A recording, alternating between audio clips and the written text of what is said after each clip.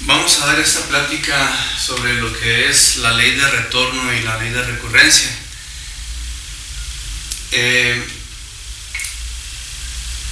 Tengo que decir que cuando estaba en la Universidad Autónoma de Ciudad Juárez, ahí donde estuvimos dando clases de cinematografía, de vez en cuando nos gustaba adentrarnos en la biblioteca, y había una revista de tipo científico que pues me gustaba mucho leer, siempre iba a buscar. Era una revista mensual científica y mostraba lo último que se estaba descubriendo. Y me sorprendió mucho que venía un estudio que se hizo utilizando pues un sistema de computadora en la que se analizaron los diferentes niveles del río Nilo. Se analizaron manchas solares, terremotos y juegos de azar. Los niveles del río Nilo, había ciertos registros y siguen habiendo registros, porque los egipcios hicieron esos registros de cada nivel alto o bajo que tenía el Nilo, y los graficaron y arrojó esta figura, ¿sí?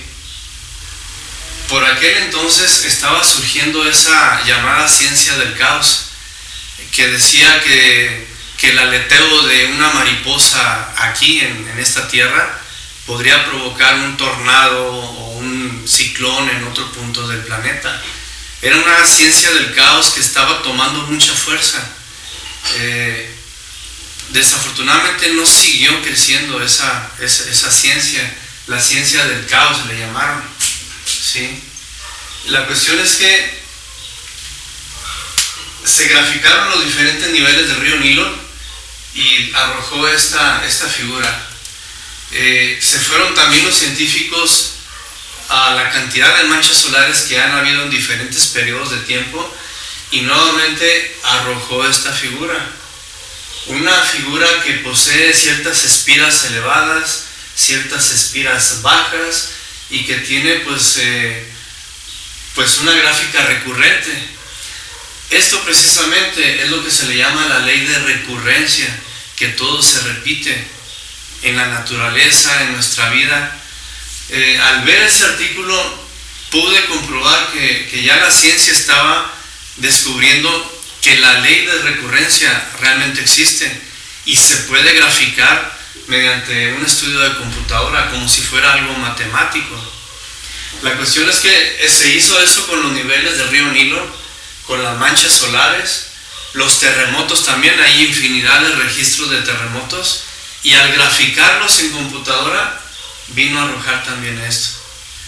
Entonces dicen los científicos que esta famosa ciencia del caos, pásale, buenas tardes. Sí, dicen los científicos que esta ciencia del caos, que no dejaba nada a la casualidad, o sea, sino que todo obedecía a una causa. Y estos científicos pues vinieron a comprobar que hay una ley de recurrencia en toda la naturaleza, porque al graficar los niveles del río Nilo a través de cientos y cientos de años que hicieron los egipcios, arrojó esta figura. Voy a hacer un regreso para el señor que acaba de llegar.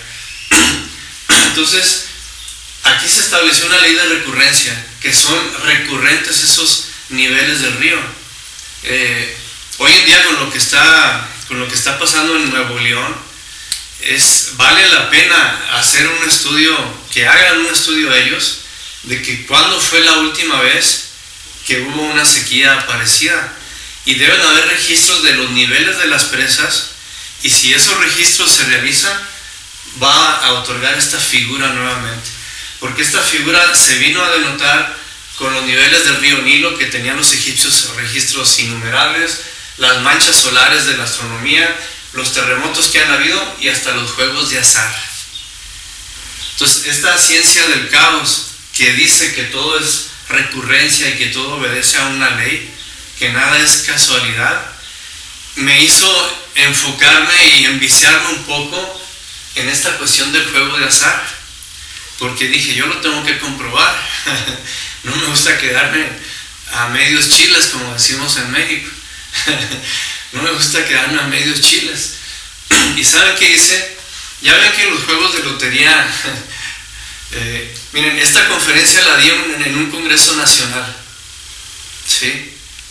La di en un congreso nacional en Tampico, ¿sí? Un congreso de psicología, y fue exactamente eso. Esta plática no la había dado desde el 2006, si mal no recuerdo. Estoy hablando de 15 años más o menos, sí, que no la había dado. Hasta ahorita la estoy desempolvando. Entonces, en aquel entonces mencioné esto. Lo que hice, si los juegos de azar también obedecen a una ley, porque todo es recurrente, ya ven que en los puestos de lotería tienen ahí un montón de hojas de los pasados sorteos. ¿Y qué hice? Me fui a todos los sorteos pasados y los anoté. Numerito, numerito, numerito, numerito. Así, todos los sorteos. Hasta el sorteo que iba a hacer. Entonces, revisé los números y busqué hacer un registro gráfico que coincidiera con esto. Entonces, por ley de recurrencia dije, y determinaba 4 números. Uno de estos 4 tiene que salir ganador. Si hasta los juegos de azar están regidos por ciertas cuestiones causales, aunque pues sí se dice que son cuestiones de magia negra y todo eso, ¿no? Pero bueno, obedece a esta ley. Y miren, siempre me sacaba algo. Y a la siguiente semana volvía yo a graficar en otro tipo de sorteo, a sacar todos los factores, y los graficaba de esta forma, y de acuerdo a las espiras decía, establecía 4 números, y uno de estos tiene que traer algo. Miren, siempre me estuve sacando algo. En serio, o sea, yo lo apliqué, ¿sí? No vayan a querer venir y decir que porque aquí enseñamos cómo sacarse la lotería y todo, como aquella vez, ¿no? Que fue una conferencia en un congreso nacional y le llovieron gentes al instructor que venían a que les diera la clave para sacarse la lotería. No, o sea, yo lo hice como mero estudio y mero análisis, o sea, no se trata de eso. ¿Por qué? Porque hasta los juegos de azar, no nada más terremotos, manchas solares y niveles del río Nilo, ¿sí? Y obedece pues a una ley que es ley de recurrencia, de que todo se repite. Ahora, en la vida nuestra también se sucede esa ley de recurrencia, ¿sí? En la vida nuestra también se sucede. Cada vida de nosotros es una repetición de la vida pasada. Querramos o no, nos vamos a topar con las mismas parejas que tuvimos en vidas pasadas, ¿sí? Nos vamos a topar. Y ya en nosotros está trascender. También por eso es que se suceden adulterios, fornicaciones y engaños y cuanta cosa, porque la gente no sabe que por ley de recurrencia nos vamos a estar topando con las parejas que tuvimos en vidas pasadas, ¿sí? El mismo maestro Samael, él narra que siempre se topó él con la enterradora, así le llamaba a la mujer, se topaba con la enterradora, y le puso la enterradora porque siempre le tocaba morir él primero, y a ella le tocaba enterrarlo, entonces le puso la enterradora. Y dice el maestro Samael que ahora que estuvo pues unido, casado a Litelantes, dice, por ley de recurrencia, volvió a aparecer la enterradora. Volvió a aparecer la enterradora, pero dice, la retiré dulcemente. En las otras ocasiones no, porque estaba caído, no era un maestro, estaba con la conciencia dormida. Pero en esta existencia, pues ya tenía conciencia despierta y pues sabía que tenía que respetar ciertas leyes. Y dice el maestro, la retiré dulcemente, ¿sí? Así que ahora le tocó que la enterradora fuera la maestra Litelantes, no fuera la enterradora de otras vidas. Entonces, cada vida es una repetición de la pasada. Yo leí un libro que se llama Vidas que se repiten, y ahí plantea esta mujer que cuando ella era joven la sedujo un pudiente, ¿no? Un rey o algo así, y que ella leía las cartas y eso, y él la sedujo, pero para que le leyera las cartas a toda su corte, y entonces la tenía recluida. Uno de ellos la ayudó a escapar y se regresó a su tierra y siguió enseñándole a las chicas lo que ya sabía. Una de ellas la delata y ese tipo va por ella y la ahorca. Entonces ella plantea que los últimos pensamientos que tuvo fue de amor a su esposo y a sus hijos y de odio al que estaba ordenando su. Y en la siguiente vida, sí, bueno, pasó una vida y luego viene otra. Y se lo vuelve a encontrar. Se lo encuentra y es su esposo. Y es su esposo. Sí. Entonces, pero ella plantea que es porque no se perdonó. Pues sí, hubo un lazo ahí. Porque lo odió. Entonces dice, bueno, sí, lo que hay que hacer es el perdón. Así es. De lo que hablaba. Si no hay ese perdón, las vidas se vuelven a encontrar. He pensado mucho en esas mujeres, por ejemplo, que nacen pegadas. Hay unas que nacen pegadas de la cabeza, imagínense, toda la vida se tuvieron en la cabeza una a la otra. Entonces, personas que se tienen mucho odio, cuidado, porque en la siguiente van a ser como tu mamá o tu papá o tu hijo, ¿sí? Sí, hay esos lazos que es cuestión de yoes, ¿sí? Se repiten los yoes, ¿sí? Entonces, cada vida es una repetición de la pasada. Han habido casos, por ejemplo, de que un instructor se casa con una mujer y en una vida pasada había sido a la inversa. Aquella mujer era un varón y él, que es varón ahora antes era mujer, ¿sí? Y por eso es que está casado con una mujer, pero parece que está casado con un hombre, ¿no? Entonces se viven situaciones así porque se traen aquellos rasgos. En sí todo retorna, el yo vuelve a repetir el mismo drama. Habíamos hablado en la conferencia sobre la muerte que la vida es como una cinta, una película que se vuelve a recoger al momento de la muerte. Y todos los actores que vienen ahí en la película son estos yoes, ¿sí? Son los mismos yoes, y son los yoes los que telepáticamente van a atraer a las mismas personas para cometer a los mismos dramas. El maestro pone algunos ejemplos, que una persona que asesinó a los 30 años, pues ahora a los 30 años aquella víctima lo va a buscar o quizá no lo busque, no intencionalmente, pero por un simple accidente, ahora le tocará morir, en el que tendrá parte activa aquella víctima que fue, ¿sí? Como lo que les narré del yerno del maestro Samael, ¿sí? Que él asaltaba diligencias en el norte de México y que en una ocasión espolió a los caballos con la diligencia y adentro iba un hombre y cayeron a un barranco. Y que ahora en esta vida aquel hombre que se fue con la diligencia al barranco era un médico. Y las medicinas que le estaba recetando lo estaban llevando a la muerte, ¿sí? Ahí fue donde se metió el maestro Samael y la maestra Litelantes, porque se dieron cuenta que iba a desencarnar. Y aquel hombre, aquel doctor, ni lo conocía, ni le tenía ningún resentimiento, nada de nada, o sea, pero la ley del karma hace que todo se repita más con sus consecuencias, ¿sí? En ese caso, pues utilizaron como vehículo, como principio activo al mismo hombre que ahora era médico, que ahora le tocaba a él que desencarnara el yerno del maestro, ¿sí? Entonces, todo es una serie de causa y efecto y todo se repite. Ahora, la cuestión es esta: por ley de recurrencia, por ley de recurrencia nos vamos a estar topando con las personas aquí está un yo, aquí está otro yo, y se buscan telepáticamente, ¿sí?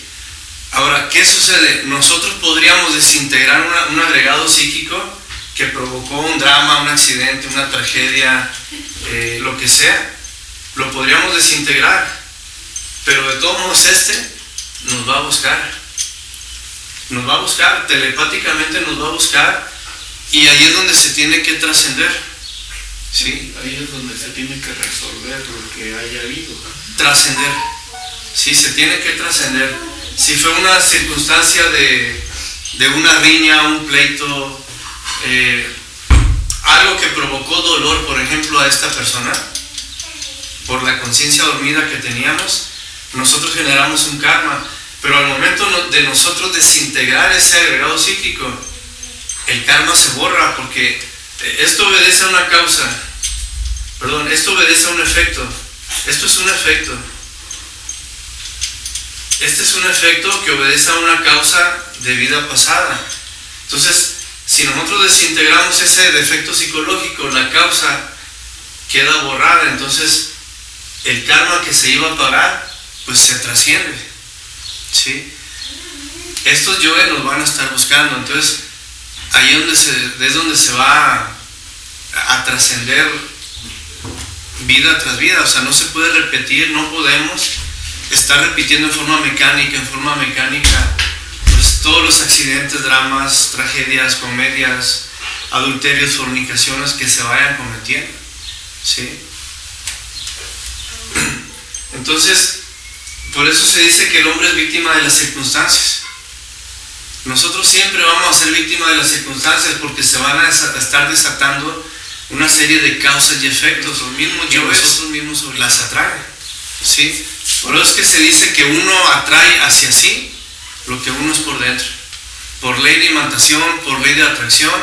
Entonces, la única forma de ya no atraer ciertas circunstancias, pues es eliminando lo que tenemos dentro, cambiando lo que tenemos dentro, cambiando el nivel vibratorio.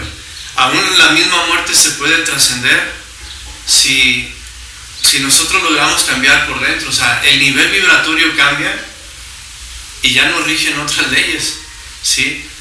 Habíamos visto que en el rayo de la muerte, pues ese rayo obedece a cierta nota clave, a nota vibratoria de la persona con la conciencia dormida, pero si empezamos a despertar conciencia, cambia esa nota clave, esa nota vibratoria.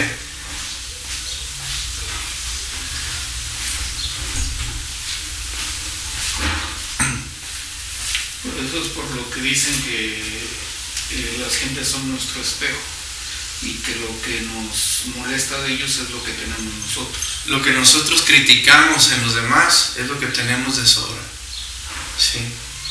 Lo que nosotros vemos en defectos en otros es porque nosotros lo tenemos de sobra, ¿sí? Y de ahí viene que al ser humano, al animal intelectual, pues todo le sucede y en realidad nada hace, ¿sí? Todo es una serie de causa y efecto que nosotros tenemos que trascender, pues estando con la conciencia en el aquí y ahora, ¿sí? Tratar de ir desintegrando defectos, ¿para qué? Para ir modificando karmas, trascendiendo karmas y evitar situaciones de accidentes, conflictos, sí, que podemos tener alrededor, ¿sí? Ahora, les decía en una ocasión que un solo defecto presagia desgracias. Un maestro puede ver a alguien y por un defecto que le ve, le puede vaticinar muchas desgracias, situaciones, crisis morales, emocionales, etc. Por un defecto que le vea, ¿sí? Cualquier defecto va a traer determinadas desgracias. Les comentaba que cuando dábamos clases en la cárcel, me tocó ver un señor que fue a ver a su hijo y a la salida de la cárcel lo atropelló un camión, ¿sí? Vi eso, vi cómo quedó bajo la llanta del camión, y es curioso, se me quedó grabado que tenía una sonrisa en el rostro. En serio, estaba muerto debajo de una llanta pero tenía una sonrisa en el rostro el hombre. ¿Será porque venía de ver a su hijo? ¿Sí?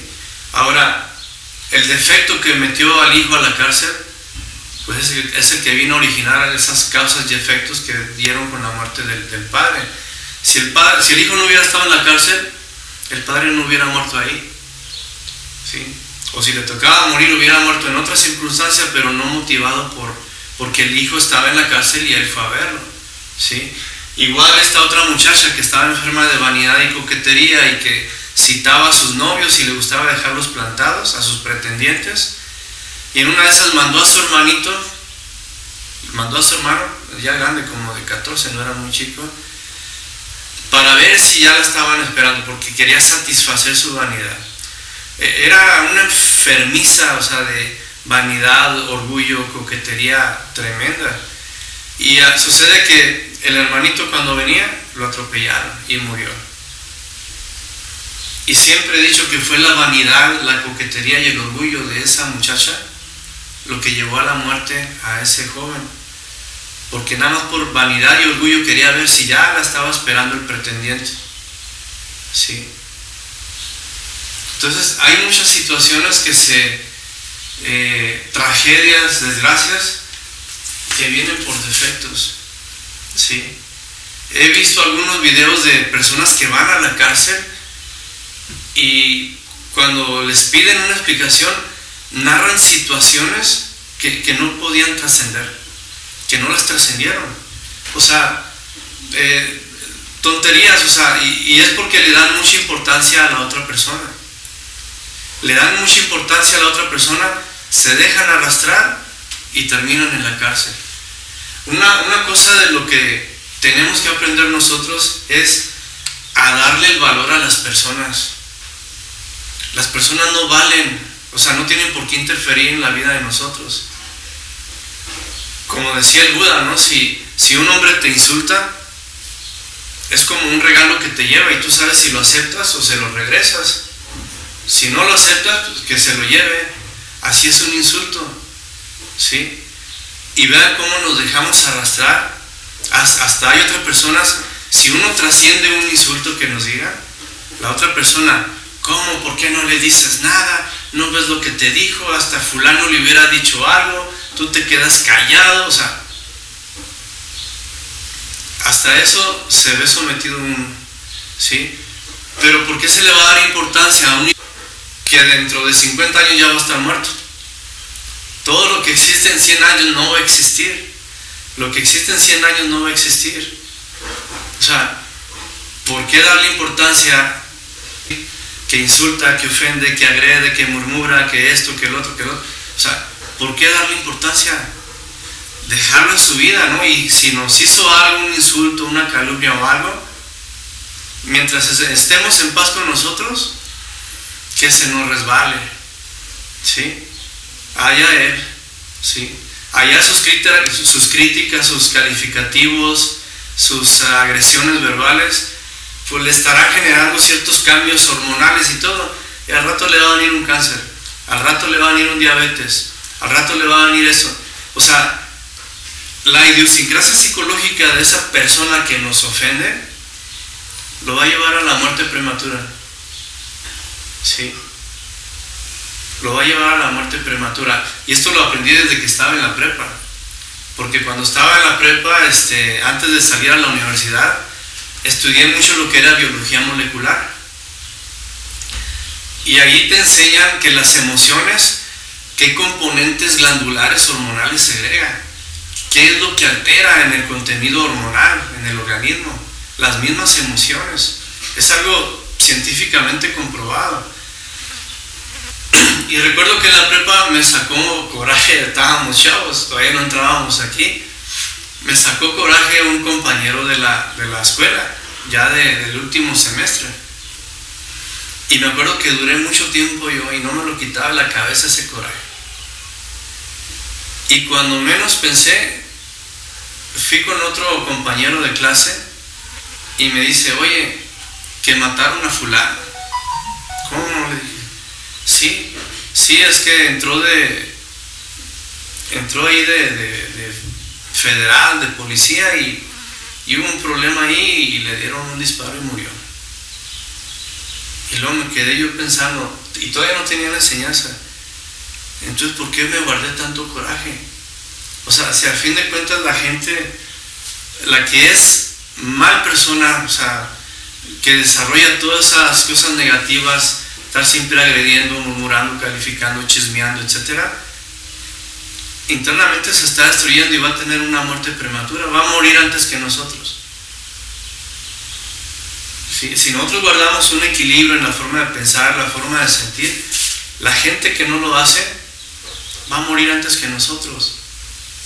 Es cuestión ya hormonal, glandular, de biología molecular, o sea, que la persona que no sabe vivir se está alterando todos los órganos y va a llegar un momento en que le va a repuntar todo y van a morir antes. Entonces, ¿para qué? O sea, tenemos que darle el valor a las cosas en lo que son, no darle tanta importancia a las personas y a las situaciones de la vida. ¿Por qué? Porque las situaciones desagradables, las circunstancias indeseadas, indeseables, siempre se van a estar repitiendo. O sea, esto no lo vamos a cambiar. En la calle, en el trabajo, en donde estemos, si la gente no trabaja psicológicamente, va a desarrollar crueldad. Porque si no está trabajando de acuerdo a la enseñanza, la gente común y corriente, y esto lo dice el maestro, número uno, está fornicando, está perdiendo su energía. Y la principal cualidad, no cualidad, característica de la persona que fornica es la crueldad. O sea, la crueldad es hija de la fornicación. Toda persona que no está siguiendo la enseñanza trae ahí algo reprimido, así que va a ejercer crueldad, violencia, abuso en cuanto vea a alguien indefenso. ¿Sí? Incluso en este juego de yoes parece que es telepático, o sea, y no parece, obedece a una causa. Todo es causa, no es casualidad. Cuando varios compañeros me han dicho, estudiantes, que cuando están decididos a trabajar psicológicamente, a no identificarse, a no sentir ira, a no sentir esto, lo otro, en ese momento parece que se le vienen encima, si no el vecino, el hermano, el primo, el compañero del trabajo, el compañero de la clase, pero alguien hace el papel de Judas, o hasta la misma esposa si es varón, o hasta el mismo esposo si es una mujer. ¿Sí? Es algo telepático, pero es que en el fondo obedece a cierto principio, ¿no? Que lo dijo de alguna forma el Cristo, que dice, cumplen la ley. ¿Sí? Porque la virtud se prueba con fuego. ¿Sí? Cumplen la ley, o sea, la virtud se tiene que probar. ¿Sí? Entonces hay una serie de juegos de yoes ahí que cuando uno quiere trabajar, aún entre los mismos compañeros, dice uno, no, yo voy a hacer un ayuno. Y otro compañero, mira qué estúpido, yo hasta le voy a invitar una carne asada. Mira qué estúpido. En serio, ha pasado. Ha pasado, o sea, cuando alguien quiere trabajar, cumplen la ley, o sea, van a haber otros yoes que van a telepatear eso y no te van a dejar trabajar, pero cumplen la ley, es parte del gimnasio. ¿Sí? Entonces, todo es una ley de recurrencia, todo se va a repetir, y en espiras más altas o espiras más bajas. Las gentes que se degeneran, que caen a niveles inferiores de ser, se dice que caen a espiras muy bajas. ¿Sí? ¿Por qué? No lo he analizado. Les decía que desde el 2006-2007 no presentaba esta figurita y aquel estudio que vi en aquella revista científica. No lo he analizado, al rato lo analizamos. Ahorita andamos con mucho trabajo traemos. Entonces, la ley de recurrencia se desarrolla en espiras más altas o más bajas. De nosotros va a depender que logremos trascender todo lo que nos topemos. Miren, cuando empezamos estos estudios, hubo un libro, Dogma y Ritual de Alta Magia, de Eliphas Levi. Me acuerdo que me lo devoré, o sea, lo leía, lo volvía a leer, lo marcaba y todo. Quería saber todas esas leyes que tienen que ver con el dogma y los rituales. Y hay una página donde dice Lipa David que las cosas se repiten cada ciertos años, cada 3, cada 5, cada 7, cada 12, así, ¿sí? Entonces, ¿saben qué pues sucedió? Dogma y ritual de alta magia, de Lipa David. Sí, para que lo noten bien. De veras, es un libro sobre ciencia hermética, esotérica, increíble, ¿no? Entonces, cada 7, 12 o 15 años se repiten ciertas circunstancias. Y sucedió que cuando salimos de la prepa, a los varios años, me volví a reunir con algunos compañeros de la preparatoria y que estaban en esta enseñanza. Casualmente fuimos como 4 o 5 que entramos a estos estudios. Y platicando así, comiendo, hablando de lo que hemos vivido y todo, después de que salimos de la preparatoria, ¿quién sabe cómo aterrizó todo esto?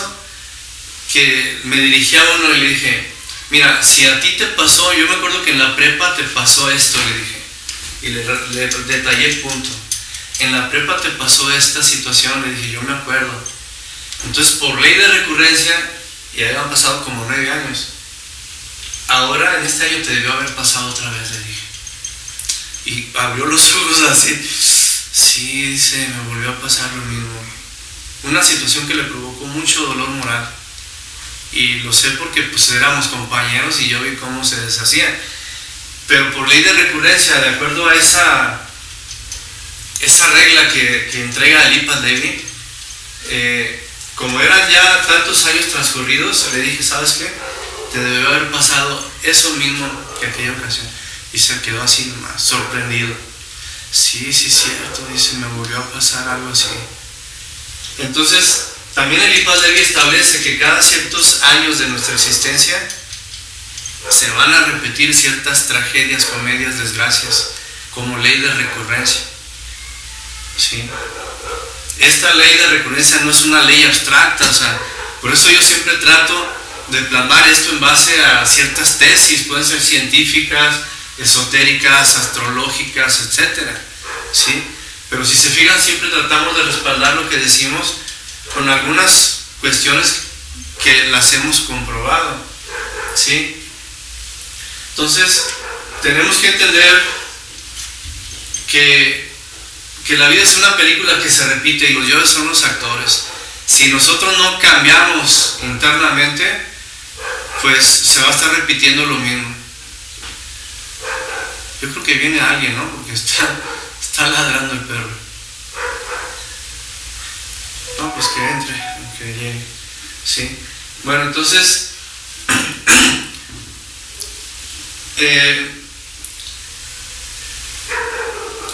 y esto nos invita a pensar a reflexionar, algo que dice el maestro Samael, que un día de nuestra vida es una réplica de lo que va a ser toda la existencia. Y ahí sí nos debe de dar temor, porque si este día la pasamos, la mitad de ese día metidos en el internet, la mitad de ese día pegados al celular, o sea, porque ahora todo el mundo le invierte horas y más horas, ¿sí? Hay ciertas páginas, fíjense, del internet que yo entro esporádicamente. En la mañana me asomo a ver qué pusieron ahí, y ahí está un fulano. Bueno, después otro día me asomo al mediodía, me asomo en la noche y ahí está el fulano. O sea, yo digo, hay que estar enfermo en la cabeza para estar todo el día en una página.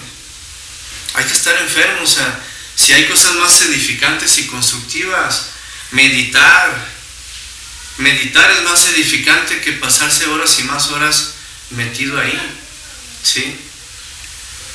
Claro, habrá situaciones en que nuestro trabajo es por computadora, y ahí sí, pues, seguido estás metido ahí en una página, ¿no? Porque tu trabajo es estar metido en la computadora y ahí pasas 8 o 10 horas, mínimo. Apenas así se puede justificar. Pero sí, hay que enfocarle más a la meditación. Aparte de que atrofia los sentidos internos. atrofia los sentidos internos, ¿sí? Cada 2 horas hay que despejarse un poco, ¿sí? Porque se atrofia el chakra frontal, se atrofian muchas cosas. Cada 2 horas hay que darse un descanso, si el trabajo es metido en la computadora. Entonces, aquí anoté esto porque recordé algo, la página de la vida. La muerte es una resta de quebrados. El maestro Samael, él narra que todos tenemos un libro de nuestra vida, ¿sí? Lógicamente ahí están registradas pues en forma mecánica todo lo que va a suceder, y hasta el momento de la muerte está registrado, que se puede trascender también, ¿sí? Fíjense, cuando iba a fallecer mi abuela, pues todos estábamos bien tristes, ¿no? Pues ya la viejecita, casi 90 años, y pues estaba yo con mi hermano Marcos, y le dije, ¿sabes qué? Pues vamos a ver qué podemos hacer, pero ya están los puros huesitos, ya 90 años, ¿qué más podía tener la viejecita, no? Entonces, me dijo mi hermano que en una práctica vio el libro de la vida de mi abuela, y que ya en la última página estaba en blanco, solo había diagonales, líneas horizontales, otra diagonal, eran puras líneas, ¿sí? Y todo era en blanco. Incluso hasta dijo mi hermano que el miércoles va a fallecer, y el miércoles falleció, ¿sí? Y sí es curioso que en el libro de la vida ya no había nada escrito, solo eran diagonales y líneas horizontales, como si fueran quebrados, pero sin valores, sin factores. Y por eso el maestro dice que la muerte es una resta de quebrados, que es algo que hay que analizar, hay que meditar. ¿Por qué dice eso? Una resta de quebrados. Fracciones de conciencia, fracciones de inconsciencia, que están plasmadas en cada día. Entonces, pues tenemos que ver que pues tenemos mucho que trascender. Tenemos mucho que trascender. Si partimos de que un día es la réplica de toda la existencia, pues es para que nos dé miedo, nos dé temor, o sea, de qué forma se está gastando la vida. Sin una forma inútil, sin ningún fruto, nada fructífero, ningún resultado favorable, o sea, sino una vida mecánica, decadente, involutiva. Eso es lo que se está viviendo, ¿sí? Dice el maestro, cuando empezamos a tratar de ser conscientes, de despertar conciencia, de autoobservarnos, de no identificarnos, empezamos a vibrar diferente. Ese recuerdo de nuestro real ser, ese recuerdo de la conciencia, nos da otra vibración, nos da otro sentido. Ahora que fue el congreso del Códice Borgia, me puse a reflexionar en todos los que había ahí. Me puse a reflexionar y decía, ¿cómo nos mirarán los extraterrestres desde arriba? ¿Cómo mirarán este grupo? Han de haber un montón de carbones encendidos ahí, carbones encendidos, ¿sí? Porque cada persona que está trabajando la eliminación de defectos, en sublimar su energía creadora, desarrolla cierta luz, corpúsculos de luz que se ven en el cuerpo etérico y se ven internamente como carbones encendidos, cuando toda la gente se ve como carbones apagados, oscuros, lúgubres, porque así está el cuerpo astral de uno, de alguien que vive de una forma mecánica.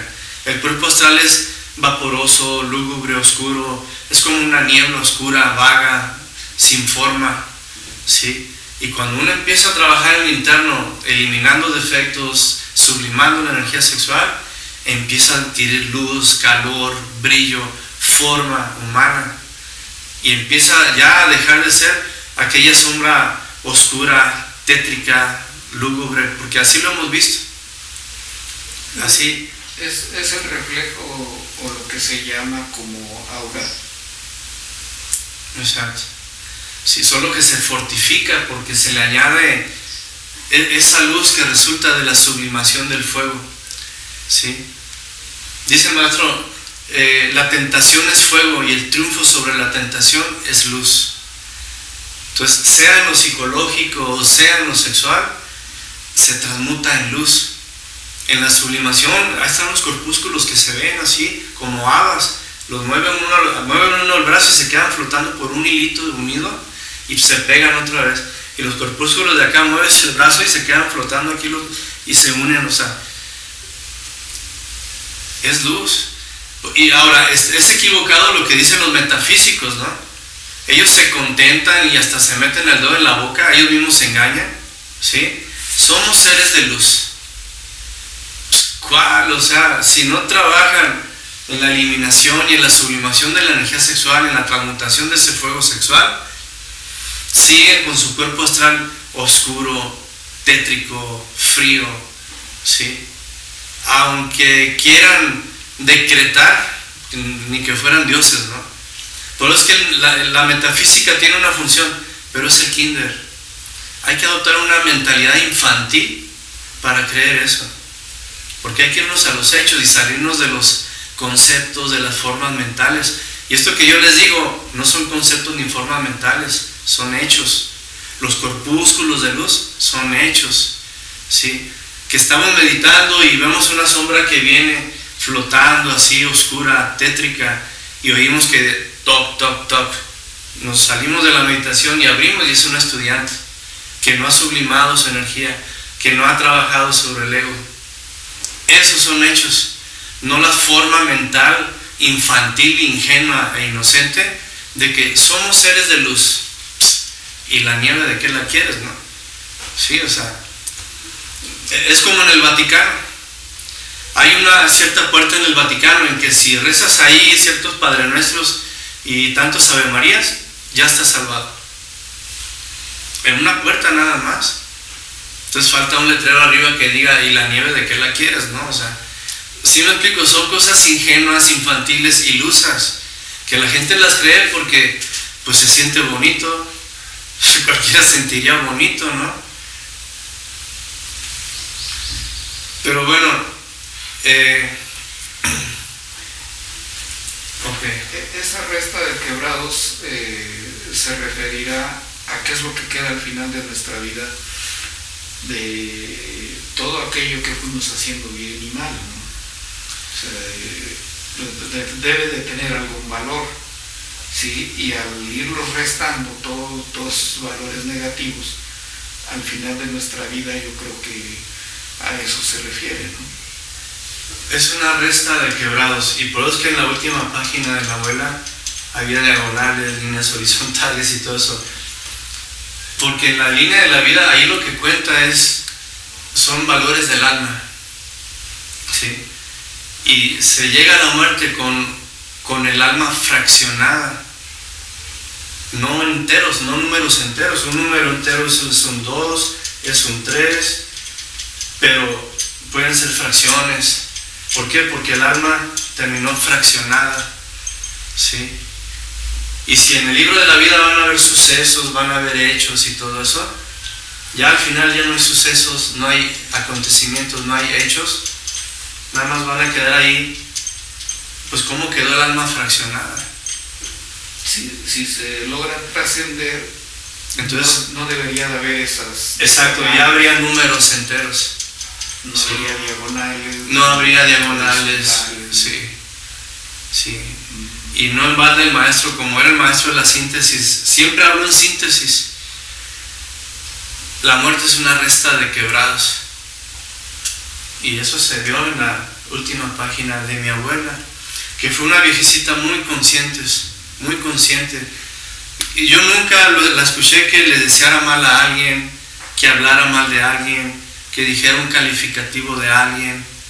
O sea, si algo no le gustaba o no podía hacer nada por remediarlo, yo me acuerdo que sentada se quedaba así agachadita mirando el piso, así como resignándose, siempre mirando al piso. pero jamás un reproche, un coraje, un estallido de ira, o desearle mal a alguien, o calificativo, o hablar mal de alguien. No, una viejecita muy linda, ¿sí? Que me acuerdo que cuando falleció, y esto sí lo voy a decir, tenía un grupo de estudiantes en primera cámara, entonces no me aguanté las ganas y hicimos una cadena. ¿Por qué? Porque acababa de fallecer mi abuela. Fue precisamente en la junta de la reunión del miércoles, igual que hoy. Y la cuestión es conjugar la voluntad y la imaginación. ¿Y sabe qué sucedió? Que la dejamos en un lugar que se veía como una vegetación así, como una llanura, como unas montañas, así unos cultivos. Se veía el atardecer ahí al fondo. Había, no cultivos, sino que había muchas plantas así,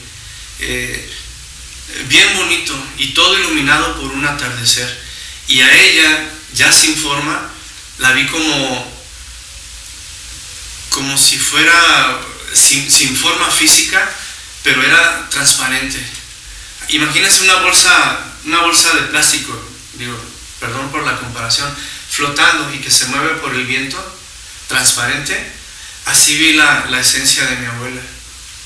Y el lugar, o sea, me acuerdo cómo se lo describía a mi madre, porque le llamé después, y mi madre se sorprendió porque me dijo, oye, me dice, es que ella antes de morir describía lo mismo que tú me estás diciendo.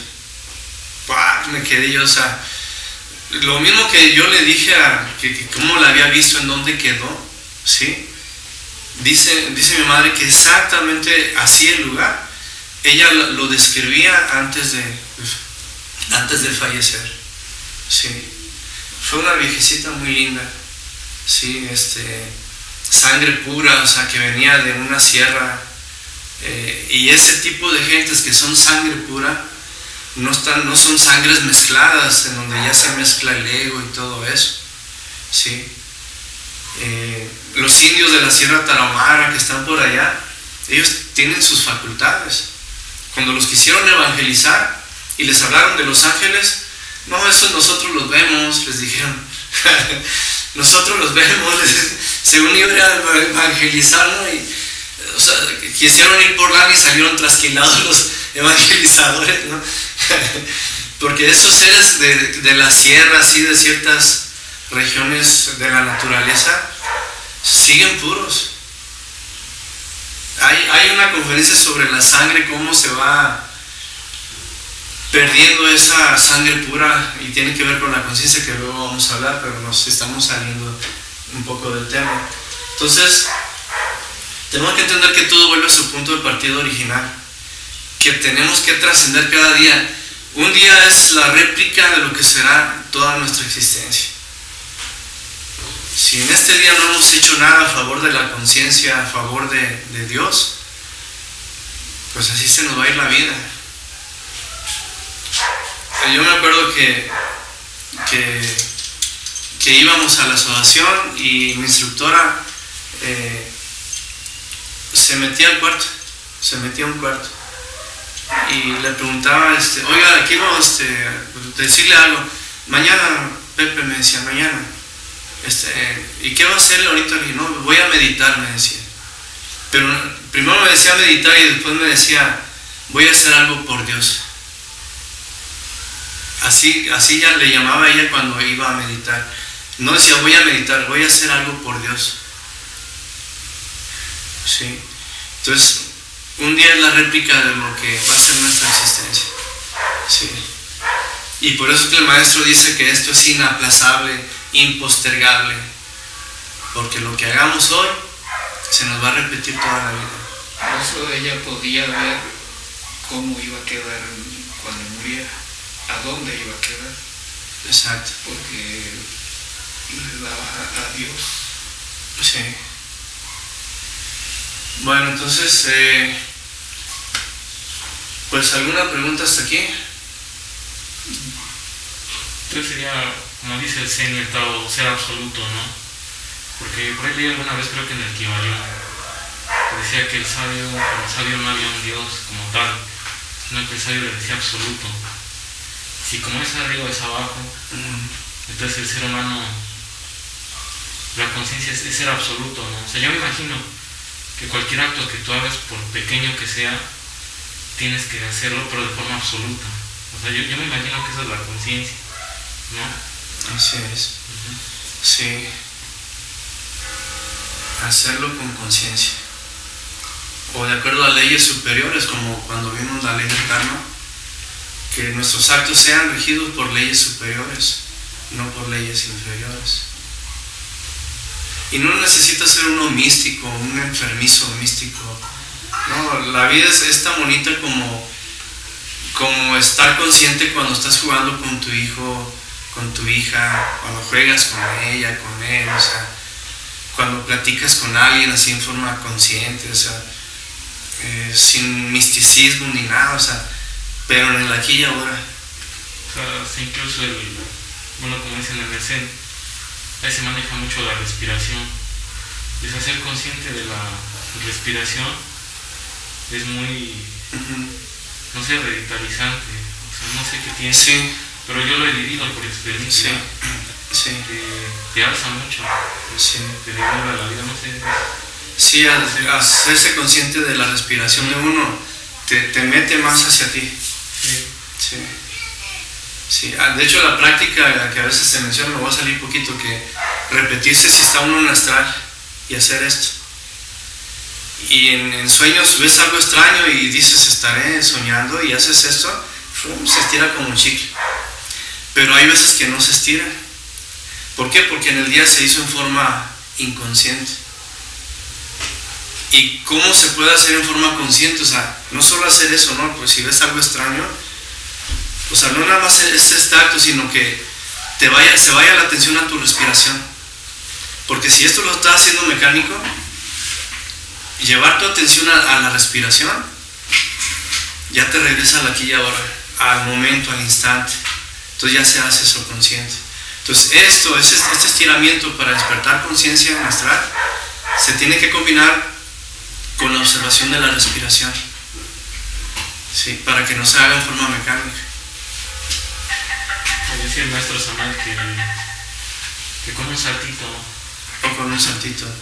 Que a veces uno flota. Sí, con un saltito y queda uno flotando. Sí, decía el maestro. Sí.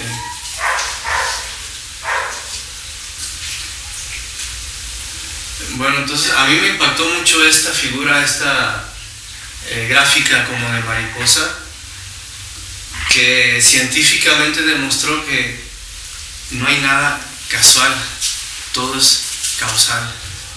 ¿Sí? No es casualidad, sino causalidad. ¿Sí? Y no es otra cosa que la misma ley de recurrencia demostrada científicamente. Lo que se consideraba al azar, fortuito, casualidad, como las manchas solares, terremotos, los juegos de azar, los niveles del río Nilo. Les decía, con esto que está pasando en Nuevo León, que están sin agua, ¿sí? Deberían de hacer un registro desde donde exista, ¿sí? De los niveles de la presa, todo eso, y llegar a establecer esta gráfica, hacer un estudio y llegar a predecir en qué temporada puede suceder otra vez y se pudiera trascender, buscar nuevos pozos, nuevos canales de otros lugares, otras regiones. O sea, dejaríamos de ser entes mecánicos que somos víctimas de las circunstancias, y entonces sí nosotros estableceríamos las circunstancias. Por eso dice, el hombre es víctima de las circunstancias, todo le sucede, nada hace. Por ejemplo, Andrés Manuel está planteando que uno de los grandes problemas es que hay muchas industrias refresqueras, cerveceras, sí. Y que consumen, que paren la producción. Sí, entonces está planteando que se trasladen para Chiapas, para Veracruz, para todas esas regiones donde hay exceso de agua. Sí, así es. Entonces con eso está haciendo algo, ¿no? Sí. Le va a suceder, pero ya hizo algo y ya no lo va a enfrentar de la misma manera. Sí, si no en una espira baja, la vuelve una espira elevada. O sea, se va a volver a repetir, eso no se puede evitar, pero se pueden atenuar las consecuencias, los efectos. La espira, ¿cómo crece? ¿Cómo? La espira crece si no se hace nada. Se reduce. Es como que es una ley de egocentrismo, es una fuerza centrípeta, ¿sí? Se reduce y se repite en menos tiempo. En una escala inferior, en una escala más baja. La ley de recurrencia se desarrolla en espiras más elevadas o espiras más bajas. Entonces siempre se van a repetir, pero en nosotros está atenuar las consecuencias, atenuar los dramas, las tragedias, las crisis, mediante una postura más consciente y no mecánica. Entonces, entre más inconsciente, más baja la espira. Exacto. Y más sufrimiento. Exacto. Es decir, Exacto. entre más elevado sea nuestra conciencia, vamos a espiras más altas y menos sufrimos ese hecho. Exacto. No sé si me viene a la mente el Tetragrammatón. Por eso decía que el espíritu es el dominio de la naturaleza, ¿no? Porque, como dice usted, somos víctimas de las circunstancias. Pero el hombre consciente, o el avatar, como dicen algunos, es aquel que ya puso el espíritu sobre la naturaleza. Y entonces, como dice la Biblia, el hombre vino a ser regente en el mundo. Exacto. Precisamente porque tiene eso que nos hace superior, bueno, la conciencia, ¿no? Yo me imagino que, bueno, por eso se hace más grande, porque en cierta forma, como que el ser humano ya no se arrastra por las fuerzas centrífugas de la naturaleza, porque la conciencia es de alguna forma más grande que las leyes, o es una ley superior, ¿no? Sí, algo hay de eso, y hay que reflexionarlo. Y se pueden descubrir más cosas todavía. Porque ahorita quizá lo estás diciendo con el intelecto y un poquito de intuición, pero al momento de meditar, reflexionar en esto, llegar a su casa y antes de dormir, reflexionarlo, hay ciertos intuitos y se empieza a captar más. Sí. Y con eso ayudaríamos a que este día no transcurra en una forma de fracaso para la conciencia. Sí. Si un día es la réplica de toda nuestra vida, pues creo que sería muy bueno llegar a nuestra casa ya en la noche antes de dormir, pues reflexionar todo esto, ¿sí? Que pase del centro intelectual al centro emocional. Cuando pasa al centro emocional superior, entonces ya esto se vuelve consciente.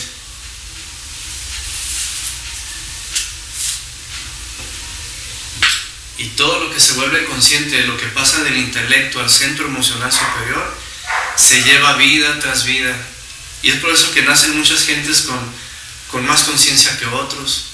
A veces alguien se pasa toda una vida en la enseñanza y llega un estudiante así de públicas que desarrolla y pregunta cosas de dioses, de la creación, de Cábala, o sea, porque ya trae todo eso adentro.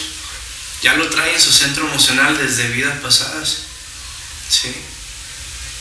Y esa es la cuestión también, o sea, activar nuestro centro emocional, no dejarlo todo en el intelecto, reflexionarlo y meditarlo. Antes de dormir, acostémonos media hora antes de lo que antes nos dormíamos y meditar y reflexionar sobre esto para pasarlo al centro emocional. Y para lograr ser más humildes. Así es. Y alcanzar el amor. Así es. Sí. Miren, les quería comentar algo. Bueno, lo que le comenté a usted la otra vez, que yo antes tenía un grupo como de 30 gentes, a veces se llegaba a 40, 50, y yo les pedía que el día lunes, trajeran 1 kilo de algo, o 2 kilitos de algo, porque hay una señora que con 4 hijos pequeños, uno de 8 meses, una niña como de 3, otro como de 5, otro como de 7, que ya la dejó el marido, o sea, la está padeciendo mucho. Tiene un bebé de 8 meses que todavía le da pecho. Y sí, saca unos jaboncitos a vender en la banqueta, pero se gana 5 pesos por cada jaboncito que vende. Entonces, no se les pide dinero ni se les va a pedir nunca hemos pedido dinero. Pero sí, en aquella ocasión yo les pedía que trajeran 1 kilo de algo. ¿Para qué? Para regalarle despensa a la que está en situaciones, a gente que está en situaciones difíciles como esta señora. Les decía que a veces tenía 4 personas ahí que se veía que era de situación de calle, la crisis en el rostro, el cabello desaliñado, la ropa sucia, rota, gente de calle. Y llegaban y, oigan, nos dijeron que aquí regalaban despensas. Siempre tenía hasta 100 kilos de despensas en varias cajas. Entonces, ¿por qué? Porque tenían bastante gente y nada más les pedía su cooperación, 1 kilo de algo. ¿Para qué? Para formar despensas y ayudar a la gente que está ahorita pagando mucho karma. ¿Sí? No podemos ser indiferentes y no, pues es su karma, algo hizo. Eso hizo en una vida pasada, ahora se lo están haciendo. No, nada, hay que ayudar, o sea, hay ahí niños sufriendo, ¿sí? Entonces sí les pediría cada lunes, porque me imagino que cobran los días sábados, tráiganse 1 kilo de algo o 2 kilos, sí, para, no voy a reunir los 100, 150 kilos que antes reunía cuando tenía 30 personas, pero por lo menos reuniría una despensa pues para llevarle a esta mujer, ¿no? Y le resolveríamos la vida, créanme. Le resolveríamos la vida. 1 kilo o 2 kilitos de lo que gusten, arroz, frijol, harina de arroz para el bebé de 8 meses, lo que gusten traer, ¿sí? Los días lunes, nada más lunes, no vayan a traer todos los días. Ya si ustedes quieren las cosas de ustedes. No, pero yo nada más el día lunes, ¿no? Sí, y lo que se junte, y si quieren le tomo video cuando le entreguemos la despensa a esta mujer. Sí, es una conocida y la está padeciendo mucho porque ya pasó un mes y el hombre no regresó, la abandonó. Sí, entonces se gana 5 pesitos por cada jabón que vende en la calle, ahí la pone en la banqueta y con el bebé acá, o sea, no nos cuesta nada 1 kilo, 2 kilos de lo que sea. Sí, y a ella le resuelve la vida. ¿Sale? Nos vemos a la siguiente. Gracias. Nos vemos. Nos vemos. Se cuidan. Hasta luego.